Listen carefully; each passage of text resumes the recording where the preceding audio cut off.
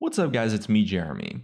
Nowadays there are so many people trying to go pro in the League of Legends community that it can sometimes be a little overwhelming. But I mean, with League of Legends pro players making quite literally millions of dollars a year in their salary, it can be quite an enticing profession to chase after. But a lot of really skilled players assume that all it takes is to just get high rank on the ladder, and although that's somewhat important, it's definitely not the only thing you need to consider.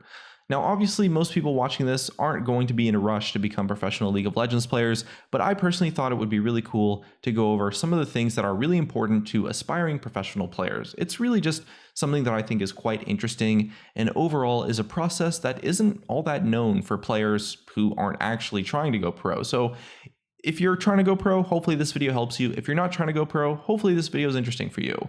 And we've actually worked with our challenger analyst, Painless, who played on Team Liquid, to help give us some insight into the process. And if you guys enjoyed the video, please leave a like on it or let us know in the comment section below, and be sure to subscribe for some more videos.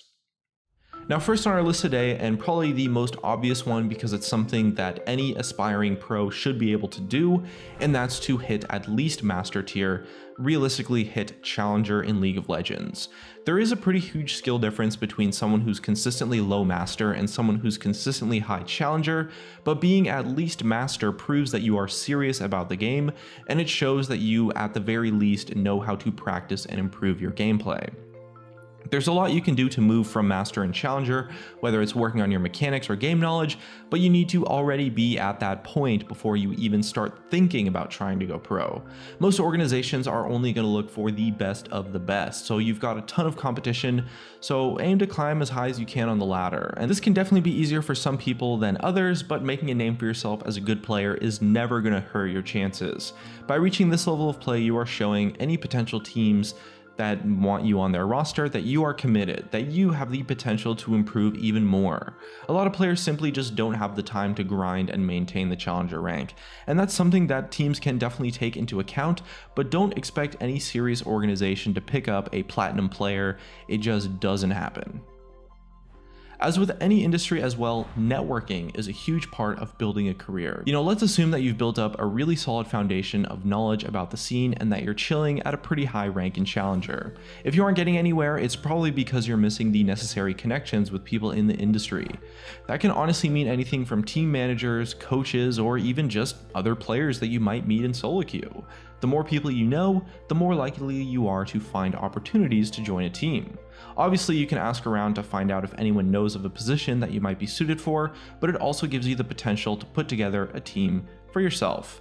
And there are a lot of high elo solo queue players who are desperate for chances to prove themselves, so making friends that you can team up with to start participating with in amateur competitions is always going to be a good idea for you. The more friendly connections you have, the higher your chances are that someone actually recommends you as a possible player too. So always aim to make friends rather than enemies on the ladder. And it's actually another benefit of being really high rank is because when you're challenger especially, you're going to meet a lot of other aspiring pros as well as actual pros and can sort of be introduced to them by maybe just playing with them in solo queue. Now that actually kind of leads in nicely to our third point, which is you absolutely cannot be toxic.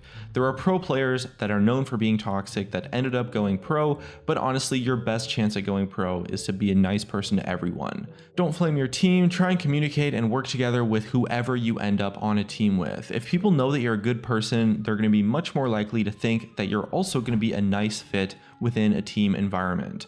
That makes it much more likely for you to get picked up by one of your connections, and it also makes it more likely that people will recommend you in the first place. And if you are a toxic player, you're going to have to jump through all sorts of hurdles from Riot to even think about going pro to begin with. Now, another really overlooked factor by aspiring professionals is how important being marketable is. The easiest way to make yourself even just a little bit more marketable is to have some sort of presence on social media.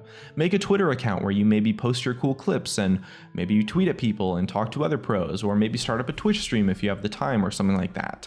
It makes it a lot easier for you to be followed by fans or viewers or relevant connections too, and it brings a level of interactivity which is essentially the foundation of being a marketable individual in this industry. Another perk of this is that it makes it way easier for you to form those important connections, since it's a little bit harder to get noticed if all you do is just play League and ignore everything else. Try building up a good audience, or at least making a ton of friends within the scene, and you'll find yourself having way less issues when it comes to networking with larger entities like professional teams. If you take two players who perform identically on the same champion, but one of them has a reasonable Twitch following, you can definitely bet on a team picking up the one that has the Twitch presence. It's just one more variable that you can swing in your favor, one more advantage that you can have over the others, and it also gives you the option of maybe trying to become a stream personality or a content creator if the pro scene doesn't work out for you immediately. Now here's another good tip: actually try reaching out to people. You know, so many people seem to have this idea that opportunities are just going to present themselves to you, but the reality is that you usually have to go out looking for them. You have to be really trying to make those opportunities happen. Sitting back and waiting for stuff to happen is a good way to waste a whole lot of time getting nowhere, and unless you're the next Faker, you're probably just not going to get noticed unless you actually try and make an effort to talk to people. If you feel like you're maybe a good fit for a team and you meet the requirements, try applying.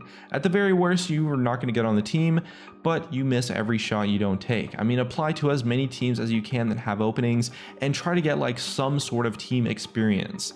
At the very least, you might at least make some new connections or get your name out there a little bit. This really ties back into networking, but it's honestly one of the best ways to get yourself noticed, so it shouldn't be overlooked. Now, we did mention at the start of the video that it's obviously important to get somewhat of a high rank, but once you are there, you of course also need to keep playing as much as possible, and especially getting as much relevant team experience as possible too. The chances of getting noticed or maybe making a friend that is involved with a potential team for you is much higher if you spend more of your time meeting those people, be it in-game or at amateur events or something like that. You know, and obviously not everyone you meet in solo queue is going to share your desire to go pro, but you're a lot more likely to run into people who will at the very least notice your skill. As a good example, our challenger analyst Painless, who helped us make this video and helped us work on a lot of the information for this video as well, was noticed by Team Liquid's coach during a solo queue game. That connection actually led to him becoming a sub for Team Liquid. It goes to show that playing often and playing your best is always going to give you more chances to get noticed, and that's the most important thing you need to become a professional League of Legends player. You know, a lot of highly skilled players go under the radar because they maybe don't play infrequently or they kind of just keep to themselves. You know, don't be that guy if you have the potential to actually go pro. Now, another really important tip that is actually a little bit more related to actual gameplay is that you need to be a very versatile player. The most common form is essentially just having a very large champion pool. You know, for solo queue, having a small champion pool is great if you're trying to climb, and it's definitely possible to go pro with a small pool of specialty champions, but you're going to be so much more likely and so much more valuable for any team if you're a flexible player. Try to learn as many champions for your role as you can and reach a high level of proficiency with all of them, and more importantly, get good at mastering a champion quickly, because the meta changes all the time. You know, the next new champion could be something nobody ever even thought about, so being able to expand your champion pool quickly and efficiently as well is going to be a very valuable tool for you.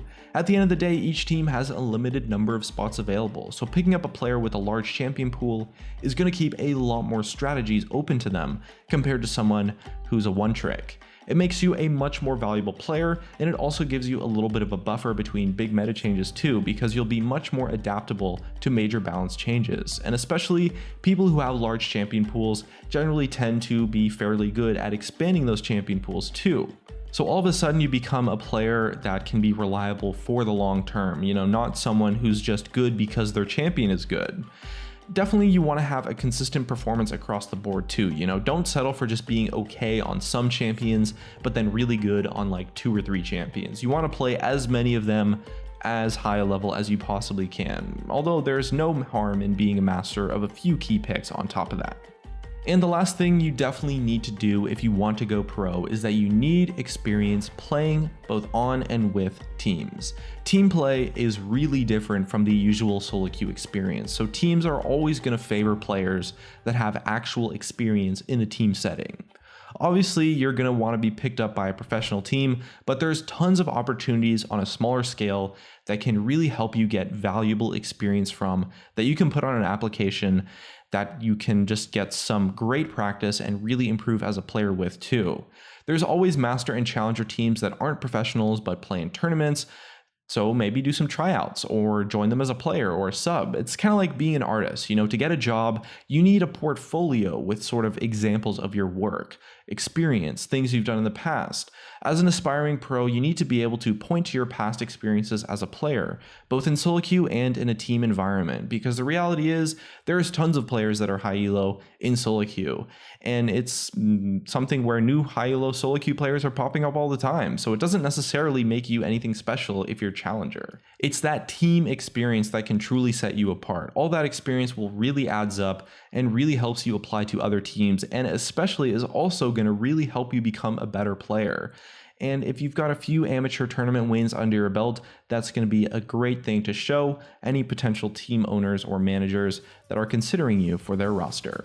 Either way, that's going to be it for today's video. Big thanks as always to Painless for helping with this insight. This video probably wouldn't have been possible without him. So if you guys are curious about any interesting topics that we maybe don't usually cover, leave us some suggestions in the comments below, or take a look at one of our other videos to maybe distract you until the next one. Either way, it looks like that's going to be it for this one. Thank you guys so much for watching, and I'll see you guys next time.